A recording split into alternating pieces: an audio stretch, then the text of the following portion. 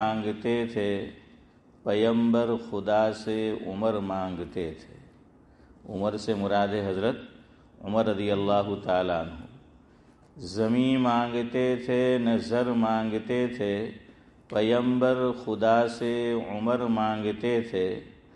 پہاڑوں پر بھی خوف طاری ہو جس کا، پہاڑوں پر بھی خوف طاری ہو جس کا، زمیں پر وہ ایسا بشر مانگتے تھے۔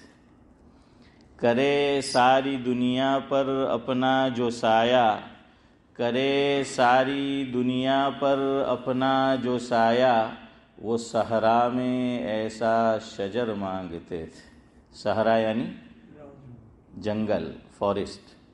کرے ساری دنیا پر اپنا جو سایہ، وہ صحرا میں ایسا شجر مانگتے تھے۔ شجر یعنی ٹری، درخت۔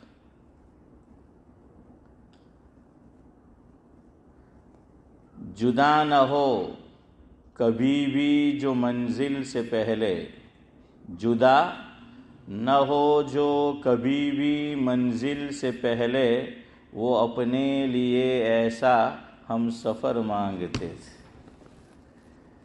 اپنے لیے بھی ایسا ہی ہم سفر مانگا کرو جو منزل سے پہلے جدا نہ ہو، ورنہ آج ایسا ہم سفر ملتا نہیں ہے۔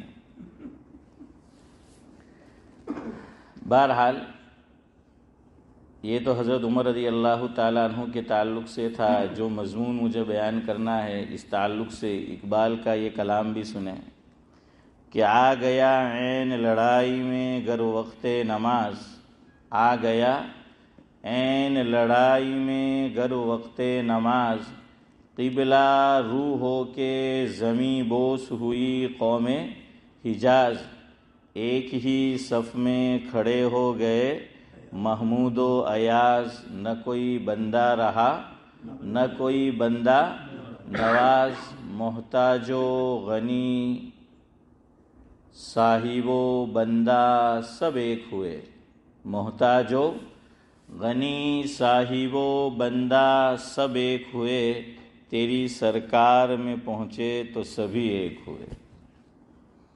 بہرحال آپ کو معلوم ہی ہے، ہم نے ایک مضمون رمضان المبارک کے بعد شروع کیا تھا کہ نماز کو کب توڑ سکتے ہیں اور کب نہیں توڑ سکتے، اور کب سب کو نماز توڑنا ہے اور کب سب کو نماز نہیں توڑنا۔ اس تعلق سے چند باتیں آپ کی خدمت میں رکھی تھی، لیکن پھر چونکہ حج کا بھی موقع تھا، قربانی کا بھی، اور درمیان میں کچھ اور باتیں بھی آ گئی، تو مضمون تشنا اور ادھورا اور نامکمل تھا۔ تو سوچا کہ نماز ایک ایسا عمل ہے جسے مجھے اور آپ کو روزانہ انجام دینا ہے اور موت تک دینا ہے۔ تو یہ بڑی ضروری چیز ہے، یہ معلوم ہونا چاہیے کہ آدمی کب نماز توڑ سکتا ہے، کب نہیں توڑ سکتا۔ تو سوچا کہ اس مضمون کو پورا کیا جائے۔ دیکھیے اسلام کے اندر ایسا نہیں ہے کہ ہماری مرضی میں جے آوے تے ہوں کروں، تمہاری مرضی میں جے آوے تے تمہیں کرے، نہیں۔ قرآن کریم نے فرمایا فَاسْأَلُوا أَهْلَ الذِّكْرِ إِن كُنتُمْ لَا تَعْلَمُونَ، کہ اگر تمہیں کوئی بات معلوم نہیں ہے، مسائل معلوم نہیں ہے، تو جاننے والوں سے کیا کرو؟ معلوم کرو، پوچھو۔ ہاں یہ کہاں گیا؟ فَاسْأَلُوا أَهْلَ الذِّكْرِ، فَاسْأَلُوا أَهْلَ الذِّكْرِ إِن كُنتُمْ لَا تَعْلَمُونَ۔ اسی طرح حضور نے فرمایا کہ طلب العلم فریضۃ علی کل مسلم، او کما قال علیہ الصلاۃ والسلام، علم کا طلب کرنا، حاصل کرنا ہر مسلمان مرد اور عورت پر یہ فرض ہے۔ مجھے اور آپ کو یہ حدیث تو یاد رہتی ہے کہ حلال روزی کا طلب کرنا فرض ہے، ہاں کہ حلال روزی کا طلب کرنا فرض ہے، یہ سب کو یاد رہتا ہے، لیکن بالکل وہی الفاظ ہے، وہاں بھی طلب کا لفظ ہے، یہاں بھی طلب کا لفظ ہے۔ اور دیکھیے طلب ہونی چاہیے. ہمارے ایک بزرگ گزرے ہیں پاکستان میں، لاہور میں ایک ادارہ ہے جامعہ اشرفیہ، تو وہاں کے وہ شیخ الحدیث بھی ہوا کرتے تھے، مرحوم ہو گئے. اللہ تعالیٰ مرحوم کو غریق رحمت کرے. حضرت مولانا عبد الرحمن اشرفی نور اللہ مرقدہ. حضرت کا بڑا پیارا جملہ ہے اشرف بھائی. مفہوم یہ ہے، آپ صلی اللہ علیہ وسلم کے ایک چچا جو اسلام کی دولت سے محروم رہے، لیکن آپ صلی اللہ علیہ وسلم کا زندگی بھر آخری سانس تک، مرتے دم تک جنہوں نے ساتھ دیا، وہ کون ہے؟ خواجہ ابو طالب. تو دیکھیے طالب اور ابو طالب، خواجہ ابو طالب. تو حضرت مولانا عبد الرحمن اشرفی صاحب نور اللہ مرقدہ فرماتے تھے کہ ان کو جو پکارا جاتا تھا تو ایک جز اور ایک حصہ ہے طالب. طالب کا معنی طلب والا ہے نا. مدارس میں جو طلبہ پڑھتے ہیں تو ان کو بھی طالب علم کہتے ہیں، تو کہ بھائی علم کا طلبگار. تو وہ طالب ہونا چاہیے، لیکن اگر طلب نہ ہو تو حضرت فرماتے تھے نام کا جز اور حصہ ابو طالب ہے، لیکن طلب نہیں تھی، ایمان کی دولت سے محروم رہے. پتہ چلا طلب ضروری ہے. بعض لوگوں کو ہم کہتے ہیں کہ اللہ تو نماز پڑھوانی آوے، ہم کہ احمد رکھا کرے فری ہو آو نہیں، تو کہ اللہ توفیق دے تیرا. ماشاء اللہ حضرت عمر ہوتے تو آپ ہجائی دیتے رضی اللہ تعالیٰ. تو کہ اللہ توفیق دیں گے؟ ارے اللہ ایسے تھوڑی توفیق دیتا ہے. قرآن کریم نے فرمایا والذین جاہدوا فینا لنہدینہم سبلنا. اللہ فرما رہے ہیں مفہوم یہ ہے پہلے اپنے اندر طلب پیدا کرو، پھر اللہ توفیق دے گا. اللہ نے تو اس کا بھی وعدہ کیا ہے کہ وما من دابۃ فی الارض الا علی اللہ رزقھا، ہے نا ذاکر بھائی، کہ اللہ تعالیٰ رزاق ہے، سب کو روزی دینے والا ہے.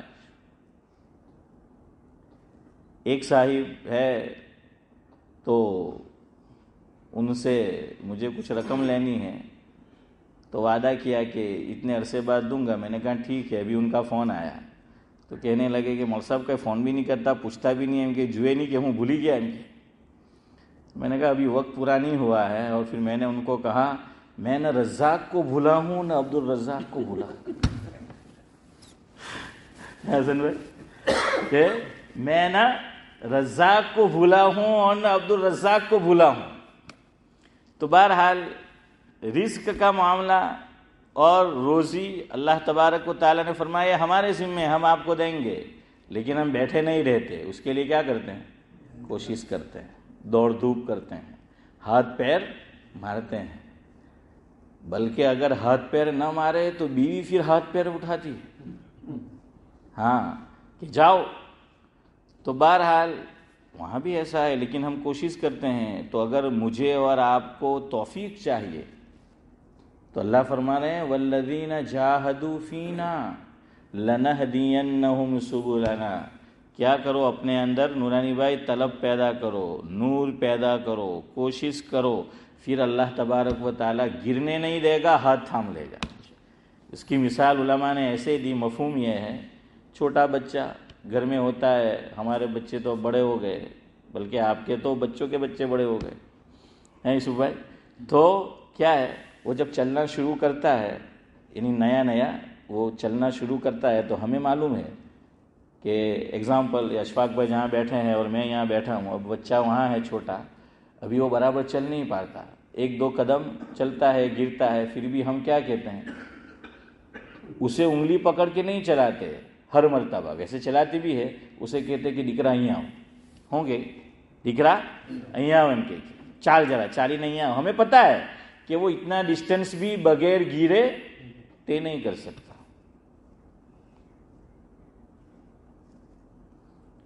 ہمارے ایک بزرگ اگر شعر مجھے صحیح یاد ہو تو یہ سنایا کرتے تھے کہ ہم نے طے کی اس طرح منزلیں، ہم نے طے کی اس طرح منزلیں، یعنی اللہ تعالیٰ تک جو ہم پہنچے ہیں، ہم نے طے کی اس طرح منزلیں، کبھی چلے کبھی گر پڑے پھر اٹھے پھر چلے.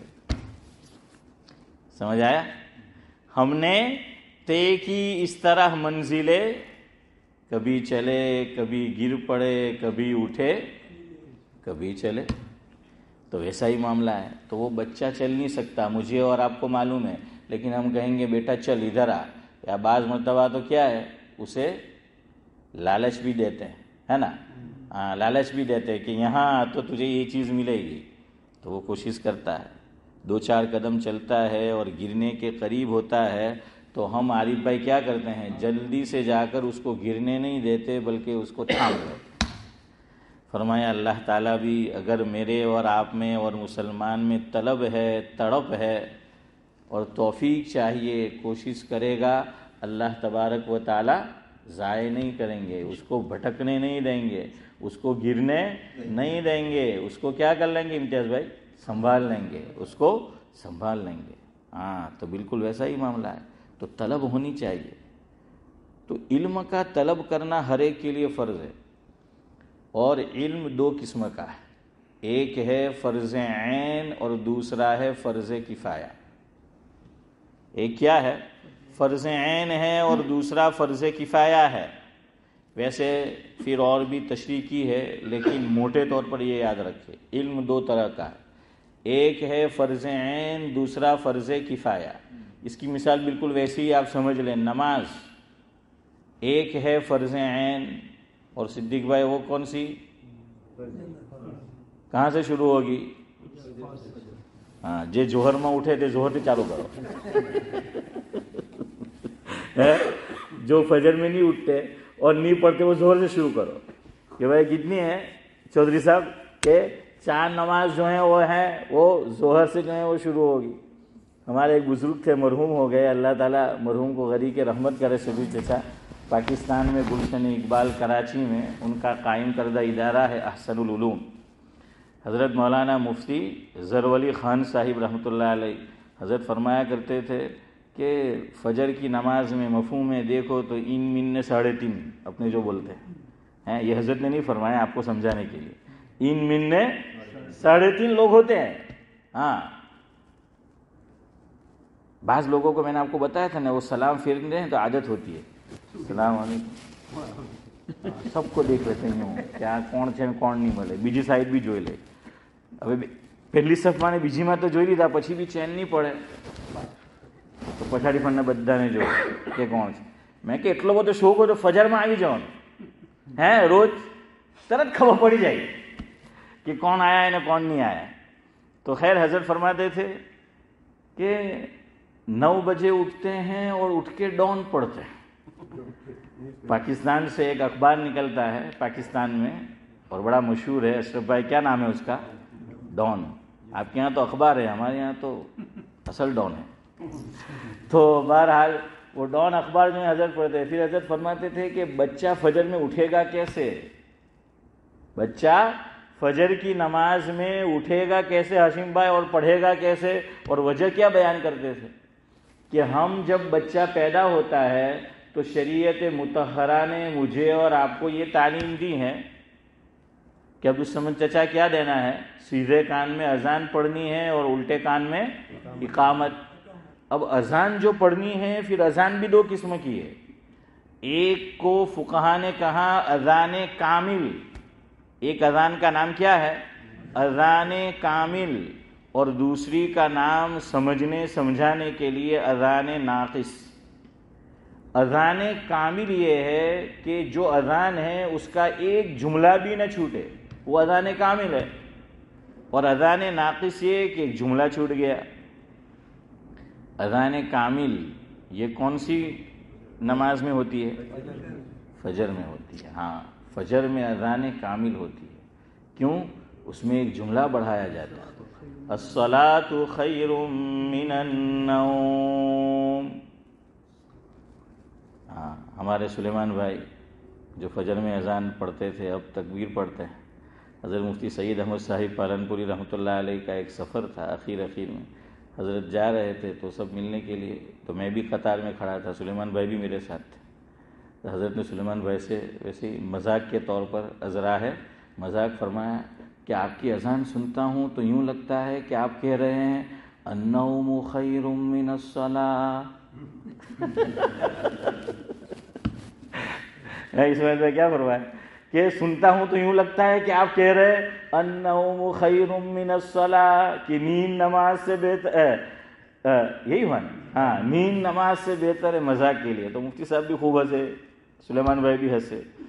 تو بہرحال الصلاۃ خیر من النوم، کہ نماز کیا ہے؟ نیند سے بہتر ہے. یہ جملہ بڑھایا گیا. یہ جملہ مجھے اور آپ کو نہ ظہر میں ملے گا، نہ عصر میں، نہ مغرب میں، نہ عشاء میں، نہ جمعہ میں، اور نہ اچھا وہ آپ خاموش رہے. میں نے کہا کوئی یہ نہ بولے عیدین میں. ہاں، کوئی یہ نہ بولے کہ عیدین میں. تو کیا عمران بھائی، ایک ہے اذان کامل اور دوسری ہے اذان ناقص. اس لیے جب بھی بچے کے کان میں پڑھو، اس میں بڑے بڑے لوگ غلط فہمی کا شکار ہیں. پوری اذان نہیں پڑھتے، یہ ظہر والی اذان پڑھتے، عصر والی جو ہے وہ اذان پڑھتے ہیں. اس لیے اذان کامل پڑھا کرو. کیا پڑھا کرو؟ اذان کامل جو ہے وہ پڑھا کرو. وہ فجر کی اذان اس کے کان میں پڑھا کرو. حضرت نے فرماتے تھے اذان ناقص سنائی تو نمازی بھی ناقص بنا، کامل سناتے تو کامل بنتا. کامل سناتے تو کیا بنتا؟ ارے بولو. ہاں، کامل جو ہے وہ بنتا.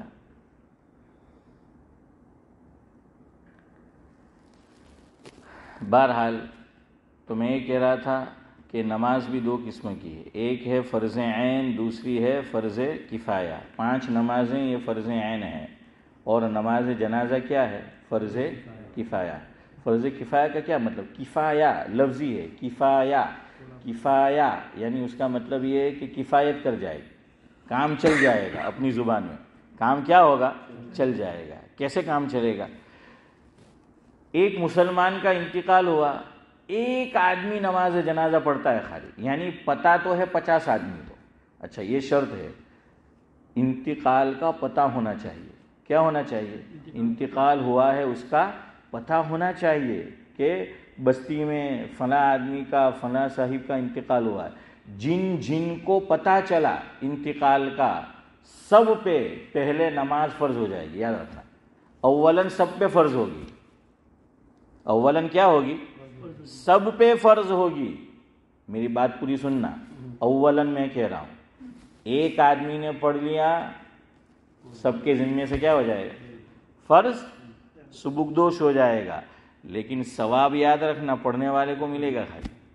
ہاں، یوں مت سمجھنا کہ اس نے ادا کی اور ثواب ہم سب لے اڑے. نہیں، ثواب کس کو ملے گا؟ جس ایک بندے نے نماز جنازہ ادا کی ہے اسی کو ملے گا. اور بستی میں 50 آدمیوں کو پتہ چلا کہ فلاں آدمی ہمارے بستی کا انتقال کر چکا ہے، اور کوئی بھی اس کی نمازیں نہیں پڑھتا، 50 کے 50 گنہگار ہوں گے. کیا ہوں گے؟ 50 کے 50 آدمی یہ گنہگار ہوں گے. اسی طرح علم یہ بھی ایک فرض عین ہے اور دوسرا فرض کفایہ ہے. حافظ قرآن بننا فرض کفایہ ہے. عالم دین بننا فرض کفایہ ہے. قاری قرآن ہونا فرض کفایہ ہے. مفتی بننا فرض کفایہ ہے. اور ابھی میرے ذہن میں نہیں ہے، ورنہ علماء نے باقاعدہ بتایا ہے کہ اتنے ایریے میں کچھ وہ کہا گیا ہے، کبھی یاد آیا تو آپ کو بتاؤں گا، کہ ایک خاص میعاد مقرر کی ہے کہ اتنے ایریے میں ایک حافظ کم از کم ہونا چاہیے، ایک عالم دین کم از کم ہونا چاہیے، ورنہ سب گنہگار ہوں گے. یاد رکھنا. ہاں، تو یہ ضروری ہے، یہ فرض کفایہ ہے. ہر آدمی حافظ ہو یہ فرض نہیں ہے، ہر آدمی عالم بنے یہ فرض نہیں ہے، ہر آدمی مفتی صاحب بنے، قاری قرآن بنے یہ فرض نہیں ہے. لیکن ایک آدمی ہو جو مسائل کا بتانے والا ہو. مسائل کے بتانے والے بھی ایک دور ایسا گزرا ہے اور دنیا میں آج بھی ہے. یاد رکھنا ہم لوگ خوش قسمت ہے کہ کوئی دینی مسئلہ پیش آتا ہے ہم جا کر آسانی سے پوچھ لیتے ہیں اور پتہ چل جاتا ہے, ورنہ پہلے ایسا ممکن نہیں تھا. یہ ہمارے اشفاق بھائی جہاں رہتے ہیں ابھی نوساری میں, تو نوساری کے اندر ایک مسجد ہے جامع مسجد, اور ہمارے امتیاز بھائی کا نوساری میں جو مکان ہے وہ موٹھواڑ محلے میں حضرت مفتی عبدالرحیم صاحب لاجپوری رحمۃ اللہ علیہ کی رہائش تھی, ہے نا امتیاز بھائی, دیکھیے نا آپ. ہاں, تو وہ رہائش تھی اور حضرت امامت کراتے تھے کہاں پر؟ جامع مسجد میں. اب موٹھواڑ سے جامع مسجد پیدل آئے امتیاز بھائی تو کتنا وقت لگے گا؟ 10 منٹ لگتے. اچھا پیدل 10 ہی منٹ؟ اچھا ہاں میں پیدل پوچھ رہا ہوں 20-25. چلے بہرحال میں اس لیے پوچھا ہے زیادہ. ایک صاحب مجھے کہہ رہے کہ مرصب تمہیں امامت کراوے تو کہاں رہی؟ میں کہ ہوں گامنا ڈھیڑواڑا رہے پادر پر کہاں رہی ہے؟ میں کہ گام میں صدیق بھائی ہوں وہی پادر ہو, تو میں کہ پادر پر رہے میں بالکل دور. پھر میں نے کہا کہ یہ تو ہم لاجپور والے جو ائمہ ہیں ان کی قسمت میں ہے. مفتی عبدالرحیم صاحب بھی بہت دور سے آیا کرتے تھے, موٹھواڑ سے کہاں آیا کرتے تھے؟ جامع مسجد. کیا نام ہے اس وقت اس محلے کا؟ جامع مسجد کا کیا بولتے ہیں؟ موٹا بازار. ہاں, تو میں نے کہا وہ حضرت وہاں آیا کرتے. میں نے کہا ہمارا بھی ایسا ہی ہے. اور پھر میں نے کہا دیکھیے اسلام کے اندر تو اللہ نے کیسا پیارا دین ہے. میں نے کہا نیتیں رکھی ہے. اللہ کے نبی صلی اللہ علیہ وسلم کے پاس چند صحابہ کرام تشریف لائے. مفہوم ہے کہ حضرت ہمارے مکانات دور ہے, ہم چاہتے ہیں کہ مسجد سے قریب مکان خرید لے یا بنا لے, ہم مسجد کے قریب آ جائے. تو حضور اکرم صلی اللہ علیہ وسلم نے فرمایا اس موقع پر مفہوم یہ ہے کہ تم دور سے آتے ہو نماز کے لیے, ثواب بھی زیادہ ملتا ہے. ہر قدم پر تمہیں ثواب ملے گا. قریب میں آ جاؤ گے ثواب میں کمی آ جائے گی. اب یہاں علماء نے لکھا ہے, یاد رکھنا کہ پیدل چلنا ضروری نہیں ہے. اگر آپ کار میں آ رہے ہیں تو حضرت مفتی سید احمد صاحب پالنپوری رحمۃ اللہ علیہ نے ہماری اسی مسجد میں ذکر فرمایا تھا. مفہوم یہ ہے کہ وہ ٹائر اور یہ کہ 12 جتنا کلومیٹر ہے جتنا جائے گا اتنا ثواب جو ہے وہ ملے گا. تو وہ چلنا ہی جو ہے وہ ضروری نہیں ہے. دور ہے تو آدمی کیسے سواری پر بھی بہرحال آ سکتا ہے. تو حضور نے فرمایا کہ تمہاری مرضی, میں منع نہیں کرتا, لیکن مسجد سے قریب آ جاؤ گے تو حسن بھائی کیا ہو جائے گا؟ ثواب میں کمی جو ہے وہ واقع ہو جائے گی. تو فرمایا کہ وہیں رہو اگر رہنا چاہو, اور یہ مشورہ تھا, حکم نہیں تھا کہ رہو گے تو ثواب کیا ہوگا؟ زیادہ ملے گا. میں اور آپ ہوتے تو یہ بدو تو ખરું હવે એ બધું તો ખરું હવે જાણે એમ કે હવે સવાબ આપણે બીજું તસબીહાત ને બીજામાં કમાઈ લે, હું જરા પાસે આવી જાય. لیکن صحابہ کرام اشفاق بھائی کیا ہے, حضور کا منشا حافظ امتیاز سمجھ گئے وہ کہ حضور چاہتے ہیں کہ دور رہے. اچھا, دور رہنے میں علماء نے یہ لکھا ہے کہ یہ بھی فائدہ کہ دشمن سب قریب میں رہیں گے تو اس کے لیے حملہ کرنا, نقصان پہنچانا آسان ہو جائے گا. اور مسلمان دور دراز تک پھیلے ہوئے ہوں گے ہاشم بھائی تو کیا ہوگا؟ ہاں, ان کے لیے یوسف بھائی مشکلات جو ہیں وہ پیش آئے گی. اس لیے حضور نے فرمایا کہ کیا ہے, بڑھے بستی وہ زیادہ ہو تو دور تک وہ رہے, اور اس کے لیے فضائل بیان کیے گئے. بہرحال میں یہ کہہ رہا تھا ایک علم فرض عین ہے, ایک فرض, ہاں تو نوساری کا سنا رہا تھا. حضرت مفتی صاحب رحمۃ اللہ علیہ امام تھے یہاں نوساری جامع مسجد میں. مفتی عبدالرحیم صاحب لاجپوری رحمۃ اللہ علیہ نوجوان ہے, ینگ ہے, ابھی مفتی بھی نہیں ہے. ویسے مفتی وہ باقاعدہ کورس حضرت نے کیا بھی نہیں تھا, یاد رکھنا, باقاعدہ کورس حضرت نے مفتی کا نہیں کیا تھا. لیکن اللہ تعالیٰ بعض لوگوں کو نواز دے. حضرت خالی عالم تھے, لیکن آج ان کے نام کے ساتھ کیا لگتا ہے؟ مفتی اعظم ہند. کیا لگتا ہے؟ سابق مفتی اعظم ہند. کیوں؟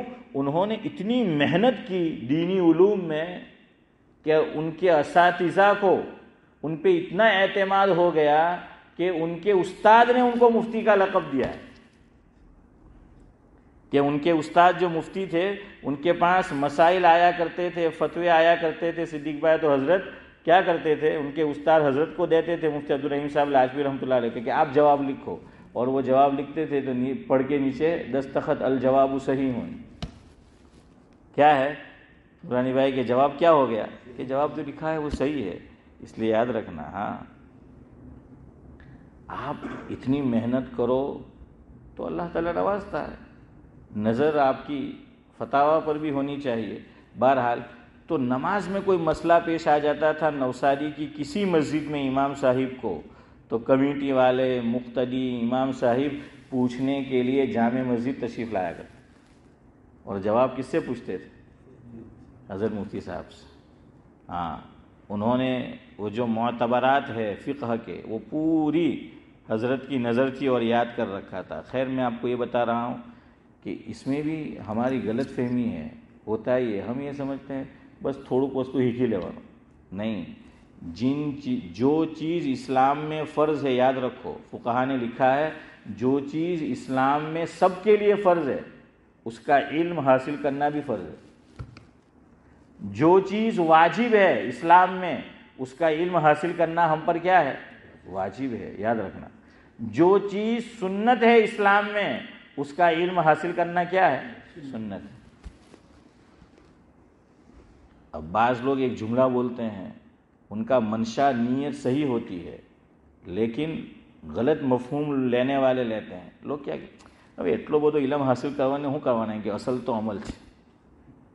بولتے ہیں نا سب بھائی کہ اتنا زیادہ علم حاصل کر کے کیا کریں گے، اصل تو عمل ہے. نہیں، اس میں علم کا بڑا دخل ہے. کتنا پیارا جملہ علماء نے چودھری صاحب لکھا کہ علم امام ہے. علم کیا ہے؟ امام ہے. علم کی حیثیت اور مقام شریعت مطہرہ میں امام کا ہے اور عمل کی حیثیت کس کی ہے؟ مقتدی کی ہے. امام آگے ہوتا ہے کہ مقتدی آگے ہوتا ہے؟ امام آگے ہوتا ہے. مقتدی کہاں ہوتے ہیں؟ پیچھے. بلکہ شریعت کا مسئلہ یہ ہے کہ دو آدمی نماز پڑھ رہے ہو تو یاد رکھنا وہ قریب قریب کھڑے ہوتے ہیں. اگر مقتدی امام سے آگے بڑھ گیا تو مقتدی کی نماز ہی نہیں ہوئی. یہ مسئلہ ہے.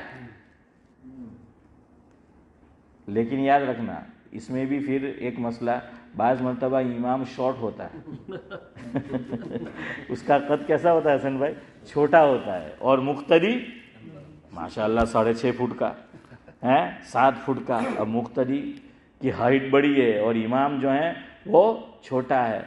اب امام سجدے میں جاتا ہے، امام کا سر ہے اس سے آگے مقتدی کا سر ہو جاتا ہے. تو مقتدی بظاہر کیا ہوا؟ آگے بڑھ گیا نا. لیکن یہ مطلب نہیں ہے، یاد رکھنا. مطلب سر آگے پیچھے ہو یہ نہیں ہے سر، بلکہ پاؤں مراد ہے کہ یہ امام کے جو پاؤں ہیں، امام جہاں کھڑا ہے تو یہ جو ایڑی ہے، ایڑی مقتدی کہاں کھڑا رہے گا؟ ایڑی کے پیچھے. یاد رکھنا مقتدی ایڑی کے پیچھے اس کے پاؤں ہوں گے. اگر اس کا سر امام سے آگے بڑھ گیا تو کوئی مسئلہ نہیں ہے. ویسے آج تو سب کا سر آگے بڑھا ہوا ہے. تو خیر بہرحال علم کی حیثیت اور مقام امام کا ہے اور یہ مقتدی ہے. حضور نے حضرت ابو ذر غفاری، آج جو ہم نے تعلیم میں پڑھا مفہوم ہے کہ پوری رات کوئی نفل نماز پڑھتا رہے اور اس کے مقابلے میں 1 گھڑی علم حاصل کرے، درجہ کس کا بڑھا ہوا؟ ہاں، یہ کوئی مولوی صاحب نہیں فرما رہے، یہ حضور نے فرمایا. علم اصل ہے، علم امام ہے. کیوں؟ عمل صحیح اسی وقت ہوگا جب علم ہوگا، اس لیے وہ امام ہے. عمل آدمی کو کرنا ہے، شریعت نے جس طرح بتایا اس طرح کرنا ہے.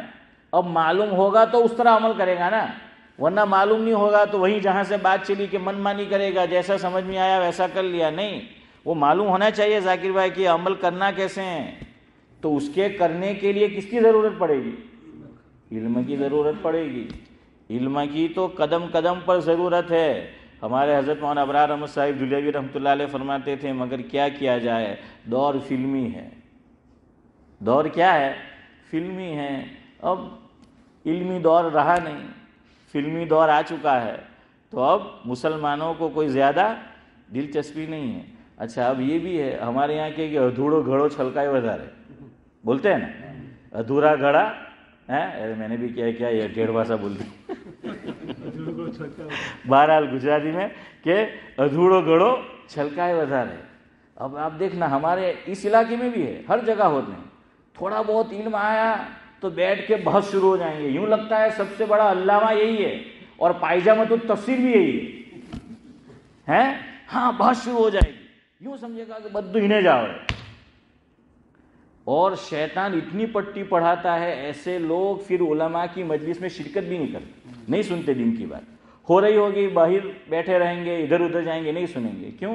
شیطان نے پٹی پڑھا دی کہ تنے تو بدو جاوڑے۔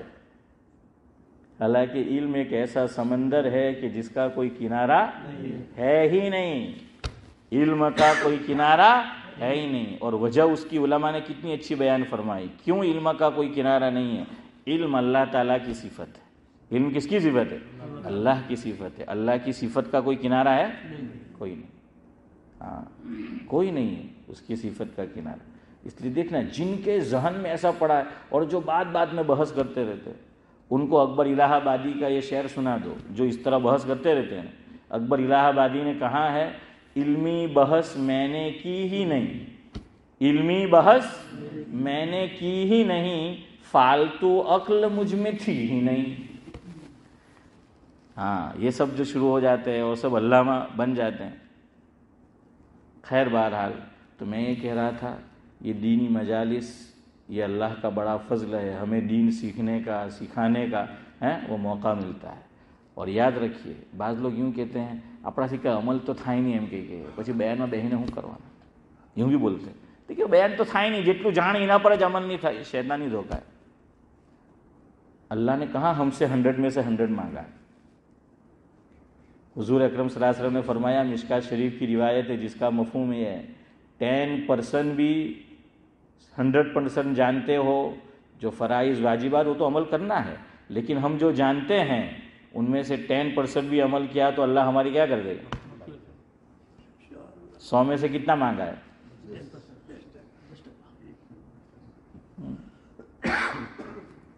सब मिस्टर 10% जरदारी को जानते हैं लेकिन ये नहीं जानते ऐसा भाई। तो खैर बहरहाल इसलिए ये शैतानी धोखे में, और जो ऐसे बोलने वाले होते हैं ना वो भी शैतान है एक माने में, उनके धोखे में मत आया करो। हाँ ये अल्लाह का जो है वो फजल और करम है, दीन सीखने सिखाने का अल्लाह ताला हमें मौका जो है वो इनायत करता है। बहरहाल अब सुनो चंद मसाइल। मुझे तो आज आपको वो पूरा सुनाना था, नमाज कब तोड़ सकते हैं, तो फुक़हा ने जो लिखा ना अरबी इबारत आपके सामने रखनी थी, लेकिन आज वक्त नहीं है। देखो ये मैं पूरा लिख कर लाया था कि वो पूरी इबारत में आपको आज सुना दूँ कि कब नमाज तोड़ सकते हैं कब नहीं तोड़ सकते, लेकिन अब उसका वक्त नहीं है। तो 2-4 मसाइल जान लो। तो मैं ये बता रहा था आपको कि शरीयत अल्लाह ने ऐसी दी है, उसमें हमें ये नहीं कहा कि यही करना है, हर चीज़ में शरीयत ने इस्तिस्ना रखा है। क्या रखा है? इस्तिस्ना। इस्तिस्ना का क्या मतलब? अपवाद। क्या मतलब? अपवाद। हाँ हर चीज़ में ख़ास हालात में गुंजाइश दे दी है। आम हालात में मसला और ख़ास हालात में शबीर चचा मसला बदल जाएगा। वो गुंजाइश दे दी ख़ास हालात में, ये आपको हर चीज़ में मिलेगा, ईमान से लेकर अमल तक हर चीज़ में मिलेगा। मैं बड़ी जिम्मेदारी से लफ्ज़ बोल रहा हूँ, ईमान। ईमान तो बड़ी कीमती चीज़ है, लेकिन ये कुरान करीम में है। अल्लाह तबारक व तआला ने हर चीज़ में अपवाद रखा है, हर चीज़ में इस्तिस्ना रखा है। आम हालात के मसाइल और ख़ास हालात के मसाइल और। अभी कुछ अरसा पहले एक ख़ास मुल्क में आप जानते हैं मॉब लिंचिंग बहुत होती थी। अल्लाह करे कि कहीं ऐसा ना हो। अल्लाह ताला हर इंसान के जान माल की, और मुसलमान है उसके ईमान की हिफाजत फरमाए, आमीन। बड़ी मॉब लिंचिंग होती थी, और मॉब लिंचिंग से पहले वो ख़ास वर्ड बोलवाते थे कि आप बोलो, नहीं बोलेंगे तो आपको नुकसान पहुंचाएंगे। तो आप जानते हैं वो क्या वर्ड। मैं बोलूँगा तो बाहर आवाज़ आएगी, आप में से कोई बोल दे। क्या बुलवाते थे वो? जय श्री राम। हाँ ये जो आरिफ भाई ने बोला ना, ये बुलवाते थे। पकड़ लिया, अकेला है, कोई नहीं है बेचारा, तो इस तरीके से। अब मैंने कहा ना इल्म बड़ा ज़रूरी है, बड़ी ज़रूरी। देखिए यहाँ इल्म की अहमियत। अल्लाह ताला ने ये मसला खुद कुरान करीम में बयान किया है, खुद कुरान करीम में ये मसला है। हर चीज़ में आम हालात के मसाइल और, याद रखना, ख़ास हालात के मसाइल और, ایمرجنسی کوئی صورتحال پیش آ گئی اس کے مسائل، اور اب 10 ایسے بندے ہیں جو ابھی عارف بھائی نے کہا ایسے، اور یہ بیچارہ ایک ان الذین آمنوا ہے، اور اس سے کہا یہ بولو ورنہ جان لے لیں گے۔ اب وہ مسئلہ معلوم نہیں ہوتا، وہ سوچتا ہے یار زندگی تو جانے ہی والی ہے کسی نہ کسی دن، لیکن اگر میں نے یہ جملہ بول دیا تو میں ایمان سے نکل جاؤں گا، اور اگر میں ایمان سے گیا تو وہ جانتا ہے کیا حال ہونے والا ہے۔ تو یہ بیچاروں کو مسئلہ نہیں معلوم ہوتا، وہ نہیں بولتے، وہ نہیں بولتے ہیں، تو یہ ظالم ان کو شہید کر دیتے ہیں، ان کی جان لے لیتے ہیں۔ لیکن قرآن نے یہ مسئلہ کھلم کھلا بیان کیا ہے قرآن کریم کے اندر کہ اگر ایسے حالات پیش آ جائے، کوئی ہمیں مجبور کرتا ہے کہ ایمان چھوڑ دو، ایمان کے خلاف کلمات کہو، فلاں فلاں جملے بولو جو کفریہ جملے ہیں، جو شرکیہ جملے ہیں، اللہ تعالیٰ نے اجازت دی کہ زبان سے بول دو، لیکن دل سے ایمان پکا ہو، دل سے ایمان کیا ہو؟ پکا ہو۔ اللہ ایسی صورتحال کسی پر نہ لائے، لیکن یاد رکھو ایسا آ گیا، شریعت نے کیا دی ہے؟ اجازت دی ہے، رخصت دی ہے، کہہ دو۔ وہ کہتا ہے یہ بولو، بول دو، وہ بلوا رہا ہے، بول دو، جان جو ہے وہ بچ جائے گی، جان جو ہے وہ چھوٹ جائے گی۔ لیکن دل میں تو ایمان کیا ہے؟ ہاں وہ موجود ہے، تو زبان سے بولا تو اس کا ایمان جائے گا نہیں، اس کا ایمان کیا رہے گا؟ یہ سلامت رہے گا۔ تو ایمان کے اندر بھی استثناء ہے۔ کھانا، سور ہم نہیں کھا سکتے، خنزیر، خون نہیں پی سکتے، جو جانور غیر اللہ کے نام پر ذبح ہوا وہ ہم نہیں کھا سکتے، ہے نا؟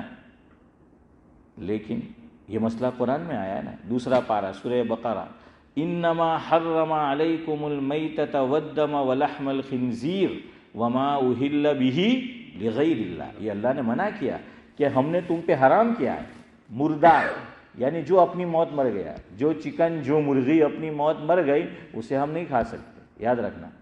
ہاں جو اپنی موت مر گئی ہم نہیں کھا سکتے، والدم خون نہیں پی سکتے، ولحم الخنزیر خنزیر کا گوشت نہیں کھا سکتے، وما اہل بہ لغیر اللہ جو غیر اللہ کے نام پر ذبح ہوا ہو ہم اسے نہیں کھا سکتے۔ یہ عام حالات، لیکن اللہ نے اب خصوصی حالات کا بیان کیا، استثناء کیا۔ وہ ایمان والی مجھے آیت یاد نہیں آ رہی اس لیے میں نے کوٹ نہیں کی، وہ بات ویسے ہی یاد آ گئی جس میں اللہ نے استثناء دیا ہے۔ من کفر باللہ، کیا ہے ایسی کچھ آیت ہے نا حافظ صاحب؟ من کفر باللہ من بعد ایمانہ، پھر کیا ہے؟ اللہ، ہاں جزاک اللہ، من کفر باللہ من بعد ایمانہ، کیا આપણા બંનેને ઉંમર થઈ યાર હે હા આપણે બી હવે હાફિઝ સાહેબ રમઝાની હાફિઝ તો क्या है? मन कफरा बिल्लाहि मिन बादी ईमानिही इल्ला मन उकरिहा, ये है इल्ला मन उकरिहा कि जबरदस्ती बोलो, ये उकरिहा वक़ल्बुहु मुतमइन्नुम बिल ईमान। ये अल्लाह फरमा रहा है कि कल्ब में ईमान क्या है? अब भी रासिख है, अब भी जमा हुआ है, बोल दो। ये कुरान में आयत आई, बोल दो, ईमान से नहीं जाएगा, जान बचा लो। ये जुमले कहकर क्या कर लो? जान बचा लो अपनी। देखिए इस्तिस्ना, मैं कुरान से आपको मिसाल दे रहा हूँ, इसलिए याद रखना। लोग कहते इस्लाम बड़ा सख्त है, सख्त नहीं है। પણ આપણે ત્યાં શું કહે અશફાકભાઈ, જેને કમળો હોય તેને શું દેખાય? પીળું જ દેખાય। तो जो पहले से यूं समझ ले कि इस्लाम बड़ा सख्त है, बड़ा सख्त है, सख्त है, तो फिर उसे सख्ती अब्दुल समद चाचा चौधरी साहब नजर आएगा, है ना? हाँ, आप ही रह जाते हैं नाम में, मुझे नहीं मालूम क्या नाम है आपका? इस्लाम भाई, हाँ। और आपका? अताउर रहमान। तो बहरहाल क्या है, यही देखिए, ये इस्लाम में सज़ा बड़ी सख्त, हाथ काटो, सूली पे चढ़ाओ, लेकिन ये लोगों को खाली याद है, इसको साबित करना शायद कभी मुमकिन ना हो। इतना सख्त हो जाए तो हो जाए, वरना आम हालात में वो साबित नहीं होता। इस्लाम ने एक हवा बनाया है। क्या बनाया? एक हवा, ताकि क्या हो, ऐसे जराइम ना हो। एक हवा जो है वो खड़ा किया है। खैर बहरहाल मैं आपको क्या कह रहा था, इस्तिस्ना हर सूरत में। यहाँ कुरान खुद कह रहा है कि आगे क्या फरमाया, फमनित्तुर्रा غیر باغ ولا عاد فلا اثم علیہ ان اللہ غفور رحیم. اللہ تعالیٰ جن چیزوں کو منع کر رہا ہے اوپر، ابھی آیت ختم بھی نہیں ہوئی، اسی آیت میں اللہ نے استثناء بتا دیا کہ اگر جان کے لالے پڑ جائے، کھانے کو کوئی حلال چیز نہیں ہے تو کیا کھا لو؟ مردار کھا لو، خنزیر کا گوشت کھا لو، غیر اللہ کے نام پر ذبح ہوا ہے وہ کھا لو، لیکن ڈکار نہیں لینا. ڈکار یعنی اتنا نہیں کھانا جیسے ہم عام کھانا کھاتے ہیں، اتنا کھانا ہے جس سے جان بچ جائے. کتنا کھانا ہے؟ جس سے جان بچ جائے، ورنہ عام جو ہم کھاتے ہیں اتنا نہیں کھانا ہے. سب جگہ استثناء ہے. یہی حال نماز کا ہے. اصل یہ بتانا تھا، نماز میں بھی ویسے نماز نہیں توڑ سکتے عام حالات میں، لیکن خاص حالات میں توڑ سکتے ہیں. میں 2 مثال دیتا ہوں، بات ختم کرتا ہوں. عام حالات کی مثال لے لیجئے، خاص حالات کی مثال لے لیجئے. موبائل بج رہا ہے، فون آیا، تو اب یہ نہیں کہ آپ نماز پڑھ رہے ہیں، میں نماز پڑھ رہا ہوں، فون آیا. بعض لوگ اللہ کے عجیب بندے ہوتے ہیں صدیق بھائی، وہ فون آتا ہے نا تو میں نے دیکھا ہے ایسے باقاعدہ نکال نے نام جو ہے او آ تو گھر والی چمکی ہے یہ میں ہے. اور کیا ہے، باس کا فون آیا عمران بھائی یا کچھ اس کا، تو وہ نماز توڑ کے بات کریں گے. یہ جائز نہیں ہے، یہ جائز نہیں ہے. خاص حالات، آپ وضو کرنے بیٹھے وضو خانے میں اور اسمارٹ فون آپ نے، ویسے تو کوئی رکھتا نہیں، سب اسمارٹ ہے، لیکن اسمارٹ فون اس پہ کہاں رکھا؟ وضو خانے میں آپ نے سائڈ پہ اسلام بھائی اس کو جو ہے وہ رکھا، اور عطا الرحمان صاحب کوئی آیا اور اس نے سمجھا کہ یہ تو رحمان کی عطا ہے، ہاں یہ تو رحمان کی عطا ہے مسجد کے اندر، اور اس نے کیا کر لیا؟ مال غنیمت سمجھ کے رکھ لیا. اب چلو میں اپنی مثال دے دوں. میں وضو کرنے بیٹھا وضو خانے میں نے یہ اسمارٹ فون وہاں رکھا، میں بھول گیا وضو کے بعد، میں نے نماز شروع کی. میں مقتدی ہوں بھائی، امام کو چھوڑو گے ورنہ اور مسائل پیدا ہوں گے، اور میں مقتدی، مولوی محمد نماز پڑھا رہے.